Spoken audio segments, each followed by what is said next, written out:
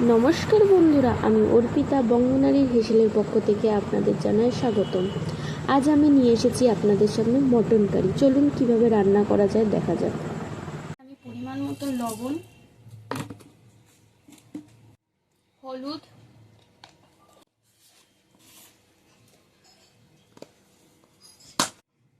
লঙ্কার গুঁড়ো,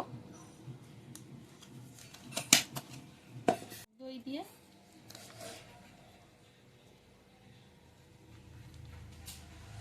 সর্ষের তেল দিয়ে ভালো করে ম্যারিনেট করে 1 ঘন্টা রেখে দেব।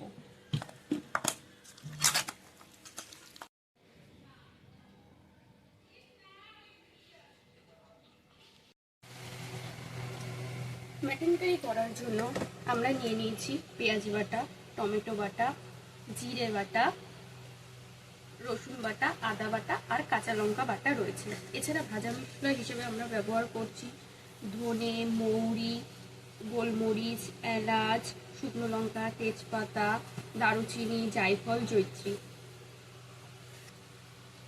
কিছুটা পেঁয়াজ আমি বেটে নিয়েছি আর কিছু পরিমাণ পেঁয়াজ আমি কুচিয়ে নিলাম। এই মশলাগুলো ভাজা করে নিচ্ছি।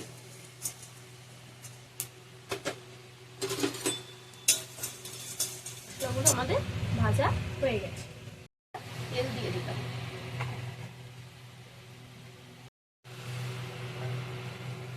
আলুর মধ্যে আমরা নুন হলুদ মাখিয়ে রেখেছি। চাইলে আপনারা আলুটা ইউজ করতেও পারেন, নাও করতে পারেন।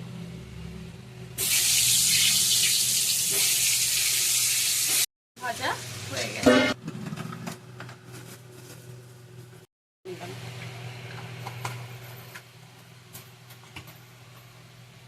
এবং ফোড়ন হিসেবে আমরা তেজপাতা, শুকনো লঙ্কা, জিরে, কুচিয়ে রাখা পেঁয়াজগুলো ফ্রাই করে নেব।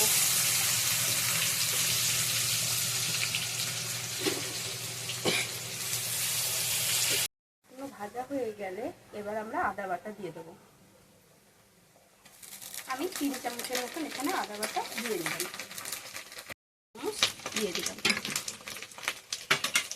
ভালো করে ভাজা হয়ে গেলে আমরা এখানে যে পেঁয়াজটা বেটে রেখেছিলাম সেই বাটা পেঁয়াজটা দিয়ে দেব।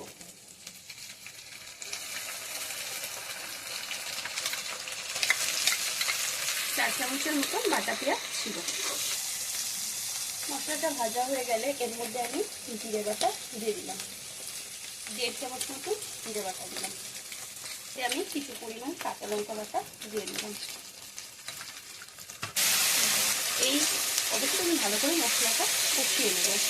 বেরাতে আরম্ভ করলে অবশ্যই আমরা টমেটোটা দিয়ে কষিয়ে নেব কিছু সময়। এর মধ্যে আমি সামান্য পরিমাণ লবণ, হলুদ গুঁড়ো দিয়ে দিলাম একে একে,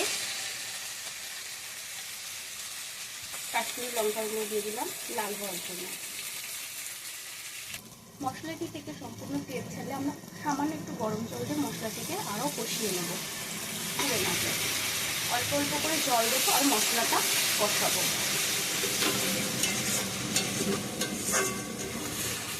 অবশ্যই আমরা ধনে গুঁড়ো দিয়ে দেবো। জিরের থেকে ধনের পরিমাণটা বেশি থাকবে।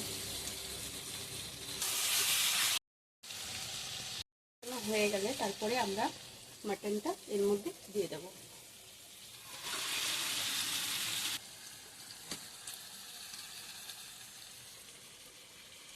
মাংসটিকে এবার আমি ভালো করে মশলার সাথে মাখিয়ে নিচ্ছি।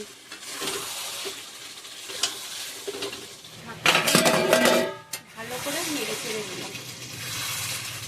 এর সাথে আমি সামান্য পরিমাণ গরম জল অ্যাড করলাম। এইভাবে অল্প অল্প করে আমরা গরম জল অ্যাড করব আর মাংসটাকে কষাতে থাকবো যাতে আমাদের মশলাটা নিচ থেকে পুড়ে না যায়। দেখুন মশলার গা থেকে সম্পূর্ণ তেল ছেড়ে দিয়েছে। এই অবস্থায় আমরা প্রেসার কুকারে কয়েকটা সিটি দিয়ে নেব। এখানেই আমাদের 50% কুক হয়ে গেছে।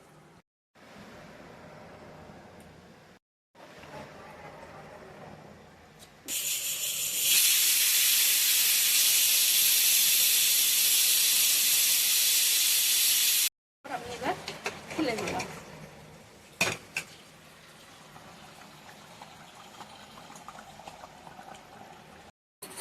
দিয়ে দিলাম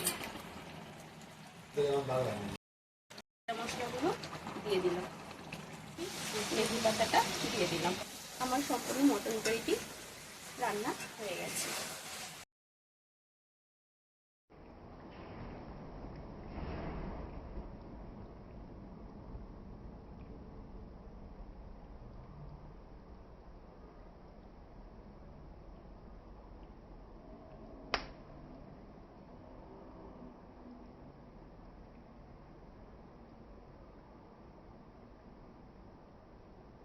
আমাদের হয়ে গেছে, এবার একটি পাত্রে আমরা ঢেলে নিয়েছি।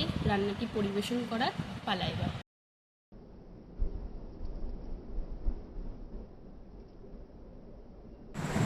রান্নাটি আমার পরিবেশন করা হয়ে গেছে। চলুন দেখাই মাংসটি কতটা সফট হচ্ছে।